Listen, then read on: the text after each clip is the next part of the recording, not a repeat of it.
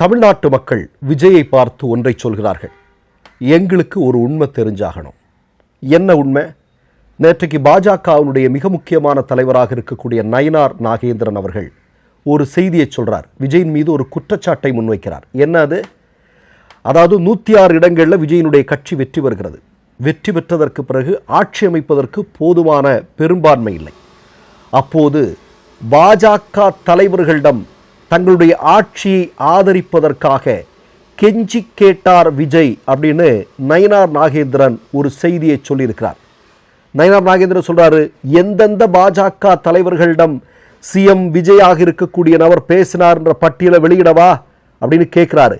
இப்ப தமிழ்நாட்டு மக்கள் சொல்றாங்க, எந்தெந்த பாஜக தலைவர்களிடம் விஜயும் விஜயினுடைய கட்சிக்காரர்களும் பேசினார்கள் என்பதை நாங்கள் தெரிந்து கொள்ள வேண்டியிருக்கிறது. பாருங்க, ஆட்சி அதிகாரம் வேணும்னா கொள்கையும் இல்லை, ஒரு கோட்பாடும் இல்லை, ஒரு மண்ணாங்கட்டையும் இல்லை அப்படிங்கிறத மீண்டும் நிரூபிக்கக்கூடிய விதத்தில் நயினார் நாகேந்திரன் அவர்கள் சொல்லியிருக்கக்கூடிய இந்த சம்பவம் மிக முக்கியமானதாக இருக்கிறது. இது தொடர்பாக பேசுவோம். ஆனால் அதற்கு முன்னால் நேற்றைய தினம் சட்டமன்றத்தில் நடந்த நிகழ்வு இல்லையா? நாம் ஒரே ஒரு கேள்வியை கேட்கிறோம் சிஎம் விஜய் அவர்களை பார்த்து. கரூரில் நீங்கள் கூட்டிய கூட்டம் இல்லையா? நீங்கள் கூட்டிய கூட்டத்தில் அப்பாவி மக்கள் 40க்கும் அதிகமான பேர் இறந்து போனார்கள் இல்லையா? அவர்கள் உங்கள் கண் முன்னாலே இறந்து கொண்டிருக்கக்கூடிய நேரத்தில் உங்களுடைய கட்சியை சார்ந்தவர்கள், தற்கூரிகள் உட்பட எல்லாரும் சேர்ந்து இப்படி பார்த்து கொண்டிருந்தார்கள். அந்த கூட்டத்தில் ஒருவரை தேடிக்கொண்டிருந்தார்கள். யாரை தெரியுமா? உங்களைத்தான்.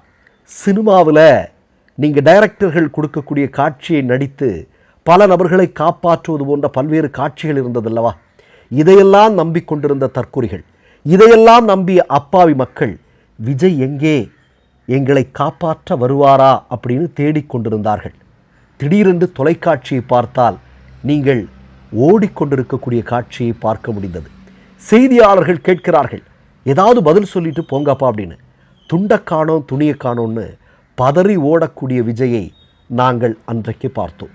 அப்போதே தமிழ்நாட்டு மக்கள் கவனமாக இருந்திருக்க வேண்டியது.